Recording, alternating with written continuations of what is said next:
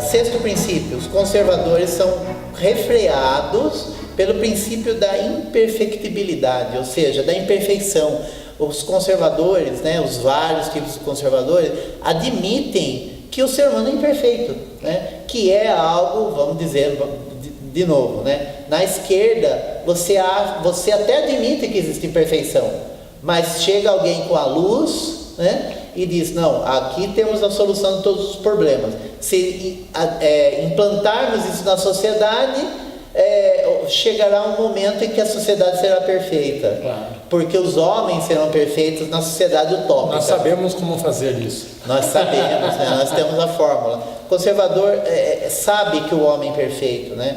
Admite que o homem é perfeito e tenta levar isso sempre em consideração, né? Nunca haverá uma sociedade perfeita, até porque, admitindo um princípio de transcendência, né, uma perspectiva transcendente para o mundo, sabe que não vai ser nessa terra que você vai chegar à perfeição absoluta, né? O conservador acredita nisso. Então, mesmo que você pessoalmente possa alcançar um estágio de equilíbrio muito grande, isso não se replica socialmente, né? Porque as pessoas, cada um reage de um jeito aos problemas que aparecem. Uhum. Só para você pegar as reflexões filosóficas de Santo Agostinho, ele traçou um caminho de realização para a alma dele. E ali ele se encontrou e foi atrás de sua fé.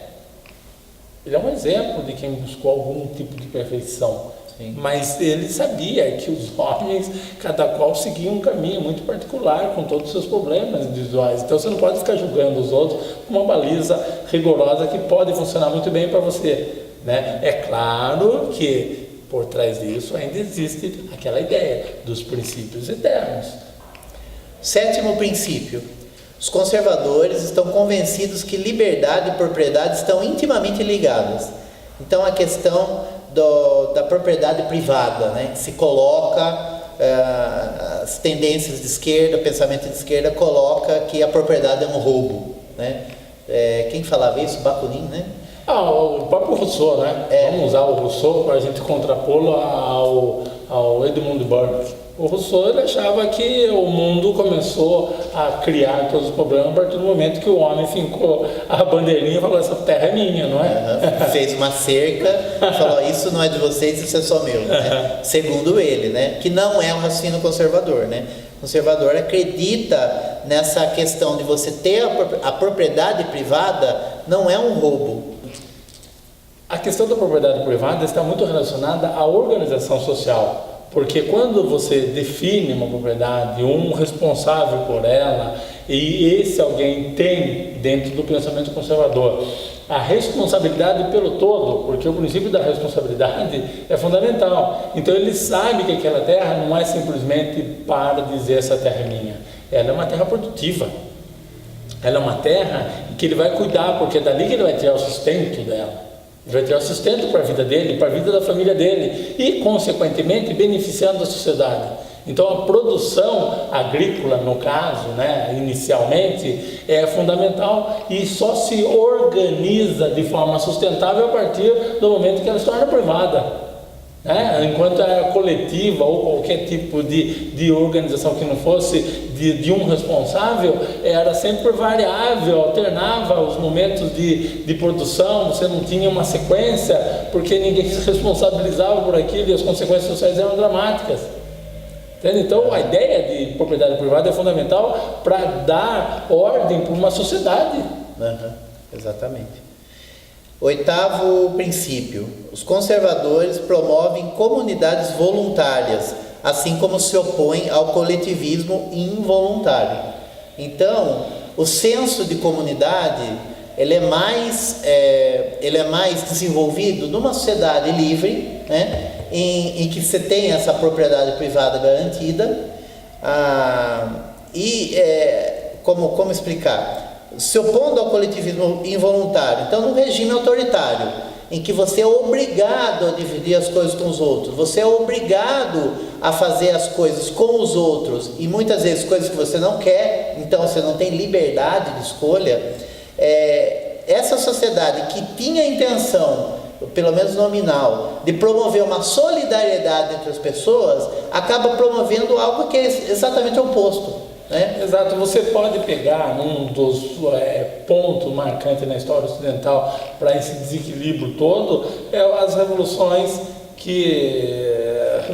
mesmo, imposta por Alexandre o Grande, não é? Você tinha uma Grécia organizada, uma tradição intelectual de organização interna. Uma Grécia com uma organização comunitária, exato, de cidade-estado, ou seja, de uma unidade política pequena. Exato. Né? E aí, de repente, você tem aquilo devastado, destruído, e você tem que compartilhar num mundo gigantesco um mesmo espaço com pessoas, inclusive, que você desconhece, com as quais você não tem mais aquela relação afetiva de antes. Relação de proximidade, de parentesco, de vizinhança. A gente vai perceber, inclusive a gente vai falar no final sobre o curso que nós vamos dar sequência, o quanto isso impacta na percepção filosófica da comunidade. A própria comunidade grega, ela tem uma bala e tem um declínio de entendimento de mundo radical e passa a ter um entendimento de pura sobrevivência.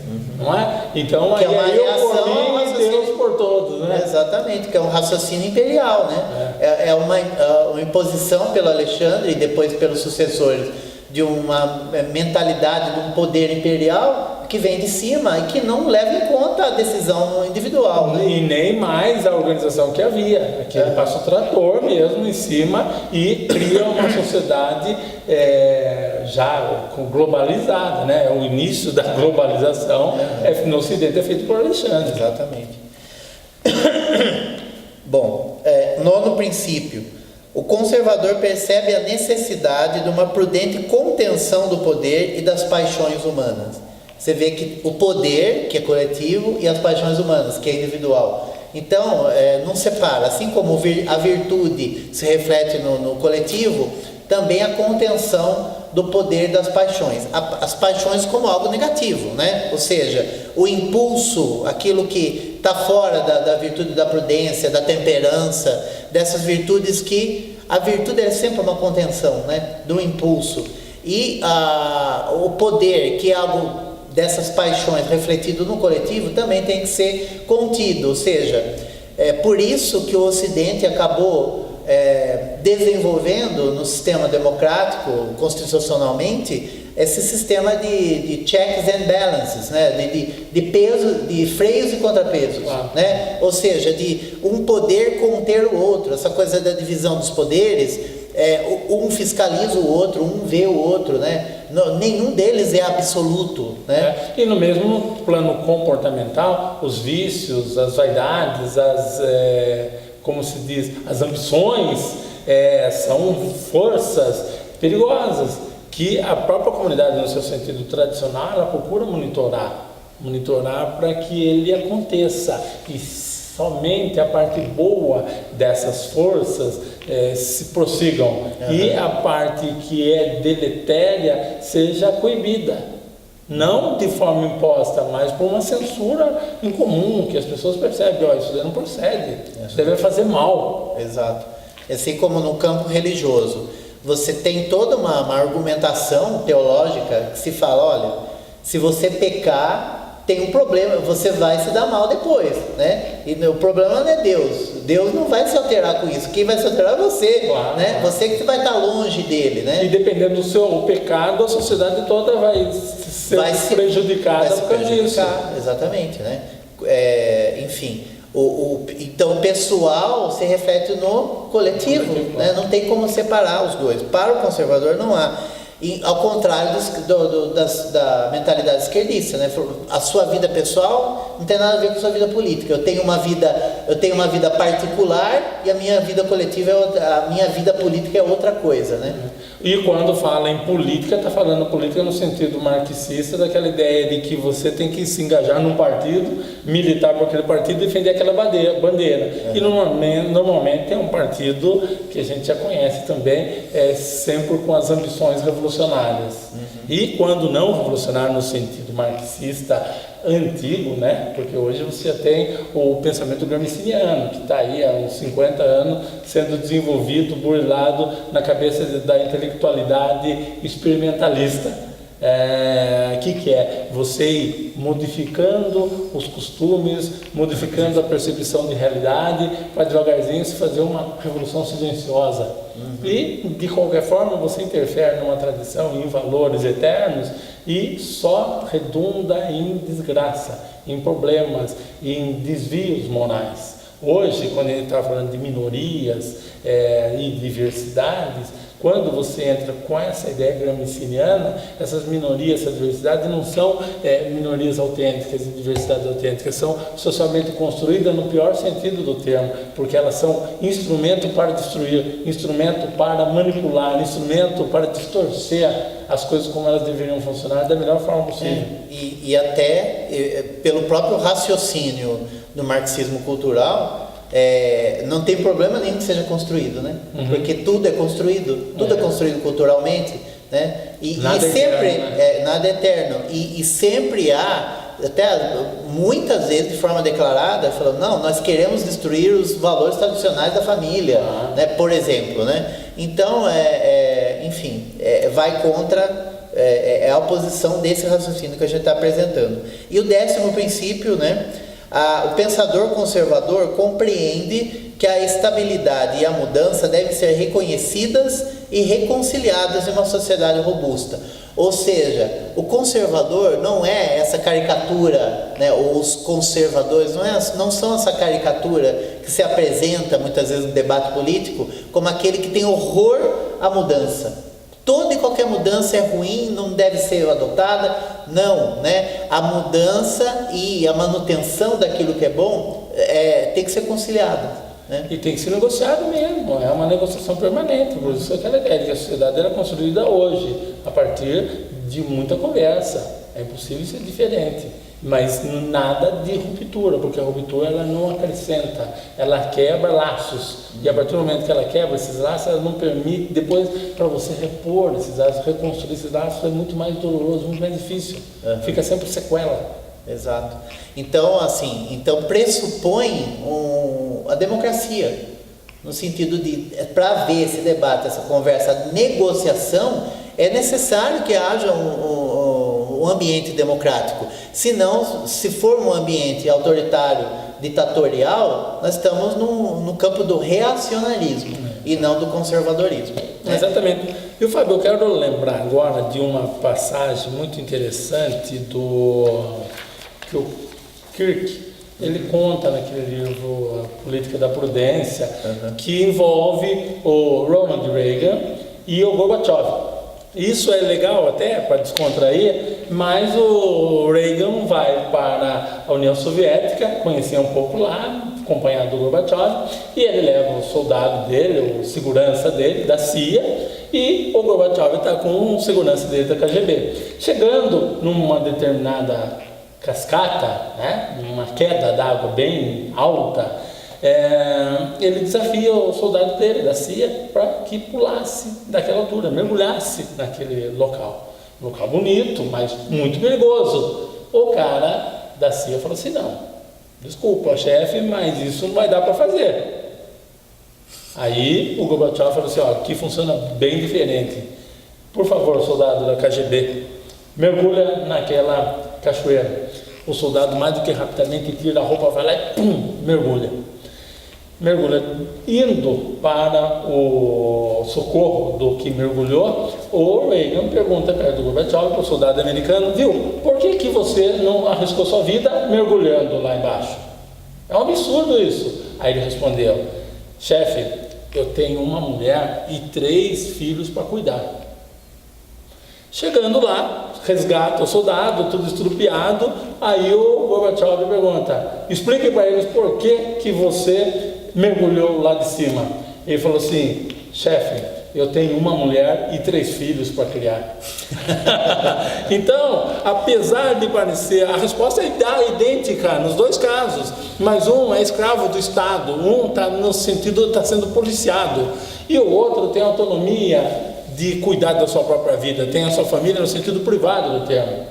Então, são duas sociedades, digamos, antagônicas mesmo, a americana e a soviética daquele período. Hoje as coisas mudaram para melhor, mas a sociedade, no sentido americano conservador, tem que ter mais força do que o Estado, porque o Estado foi construído pela sociedade. Então o Estado representa a sociedade, ele não é a sociedade e ele nem fala em nome da sociedade em assuntos que ele não pode, porque ele precisa consultar a sociedade. Diferente de um regime autoritário, ditatorial, em que toda a sociedade é refém do Estado, e o Estado que controla e administra o andamento da sociedade. Então, esse posicionamento e essa historinha, ela mostra bem a diferença de dois problemas idênticos resolvidos de forma muito distintas. E isso desenvolve também mentalidades distintas, Fábio. E é isso que a gente está tentando mostrar, essa dimensão da mentalidade livre de uma sociedade democrática e conservadora. Só para encaixar aí na sua historinha, né? Uma das razões porque a sociedade americana é assim é por conta dessa perspectiva transcendente, né? Por conta da religião cristã, né? No caso específico deles, porque a sociedade foi fundada, né? Os founding fathers, né? Os pais fundadores, na chamada Revolução Americana, né? Que não foi uma revolução, né? Foi uma separação da metrópole britânica. Tem essa, já na Constituição, né? Os pais fundadores, você tinha os protestantes de um lado, o católico do outro, mas todos unidos com essa perspectiva. Por que nas moedas americanas tem lá, in God we trust, né? Nós confiamos em Deus, né? Já é um sinal, existe algo maior que dá essa perspectiva e que dá, inclusive, essa perspectiva democrática. Ou seja, cuide da sua vida, mas não se esqueça de algo muito importante que norteia a sua vida. Que norteia, principalmente com princípios. Claro. E é legal agora chegar no Edmund Burke, porque o Edmund Burke, ele é o guia para todo o desenvolvimento americano em termos de filosofia conservadora. Ele foi o primeiro inglês grande intelectual a defender, inclusive, a autonomia das colônias americanas. Anglo-irlandês, né? Ele é um anglo-irlandês. A gente sempre fala inglês pela força do hábito, mas ele é um irlandês que acabou trabalhando, passando a parte mais forte da sua vida, maior da sua vida, na Inglaterra, né? Sim, lutando. Sim. Hoje eu já chamaria de britânico, isso, né? Irlandês, exatamente. Inglês, né? Exatamente. Mas ele era um cara que percebeu antes do acontecido que não fazia sentido nenhum a Inglaterra ficar querendo controlar as colônias americanas. Não fazia sentido. Seria melhor e muito mais enriquecedor para a própria Inglaterra ter os Estados Unidos como parceiros comerciais, econômicos, políticos, do que uma colônia a ser controlada. A mesma coisa ele fez com a Índia. Mas só no caso dos Estados Unidos, né? Que ainda não eram Estados Unidos, né? As 13 colônias. Exato. Só rapidinho, assim, chegou numa situação insustentável, né? Porque o rei Jorge colocou nas costas dos norte-americanos, né, um fardo muito pesado, que foi de aumentar o imposto para eles para poder financiar a guerra que tinha acabado de terminar com a França, na qual a Inglaterra ficou com o Canadá. Só que tinha uma dívida de guerra para ser paga e colocou para quem pagar? Os norte-americanos. Né? E essa ideia de tributo elevado é a burrada comum de todos os governos autoritários, imperialistas, né? E é uma bobagem. Na Índia aconteceu algo parecido. Você tinha um controle exagerado de uma comunidade muito distante da inglesa. E como o distanciamento cultural acabava permitindo que o controle fosse brutal. e um controle brutal de uma cultura muito que tinha uma riqueza que precisava ser conhecida. Milenar. Então, milenar. O que o Burke dizia, viu? Ao invés de você dar autonomia para aquela comunidade e você entrar no mundo dela e compreender aquela metafísica, aquela tradição, você vai lá querer estabelecer ordem, sacrificar uma vida a troco de uma posição autoritária. Uma ordem de militar, fora, né? Militarista. Fora. Aí, moral, também brigou com o Hastings.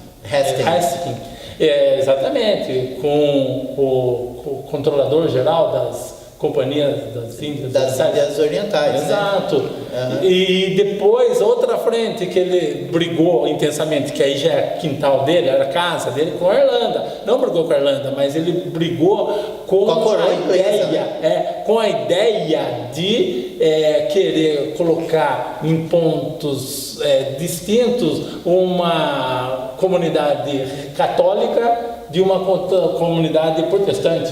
Por exemplo, ele falou assim, não faz sentido vocês ficarem brigando, esse não é a vida em sociedade, inclusive porque ele tinha uma mãe católica e um pai protestante.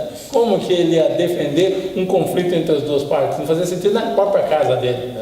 Né? Se na casa dele tinha harmonia, porque ele podia ter no país. Podia ter no país. Esse absurdo. E finalmente a quarta frente do Edmund Burke, que é a que traz toda a riqueza filosófica dele, foi a frente francesa. Então o iluminismo francês acabou desenvolvendo esse olhar meio artificial da sociedade, a ideia de que ela precisava de ajustes e que o velho regime já tinha coisas erradas demais, que precisa sofrer uma repaginação completa, uma troca de poder. A religião era o ópio do povo, digamos assim, bem antes de Marx. Sim. Mas além de tudo, a religião era uma fonte de preconceitos e de maldades. Olha só, então essa ideia iluminista de que a religião trazia morte redundou no quê? Num movimento bélico, numa revolução que guilhotinou seus próprios líderes. Então, e muita gente morreu, muito mais do que os conflitos religiosos anteriores. Então, quando Burke escreve o seu livro Reflexões sobre a Revolução na França,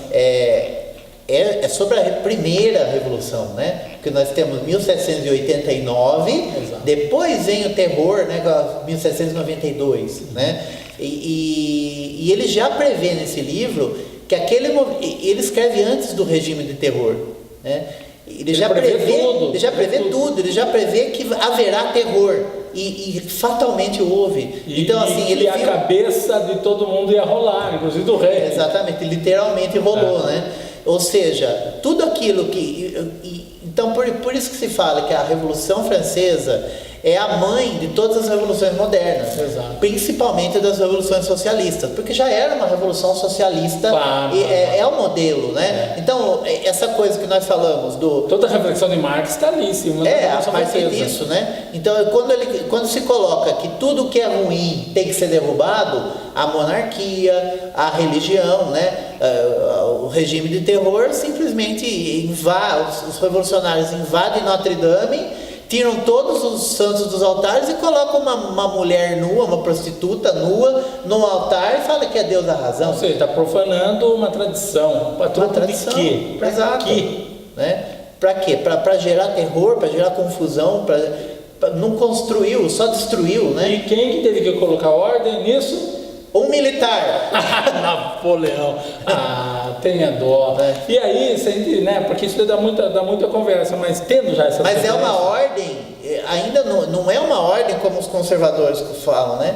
É uma ordem que vai fazer o quê? É uma arrumação no sentido de se ordenar as coisas para que todo o poder se concentre na figura do Napoleão. E no Estado, que é ele, né? Ele pode dizer de novo que o Estado sou eu, né? L'État c'est moi, como um rei do antigo regime, né? Ou seja, numa monarquia pior do que talvez a anterior tenha sido, para quê? Para levar os ideais de igualdade, liberdade e fraternidade na ponta da baioneta por toda a Europa. Então, por isso que o Napoleão é um Hitler do século XIX. Exatamente. Né? Imperialista, autoritário, né? Aí, quando você projeta esse mundo inglês, irlandês, francês para o Brasil, nós estamos lá no Império.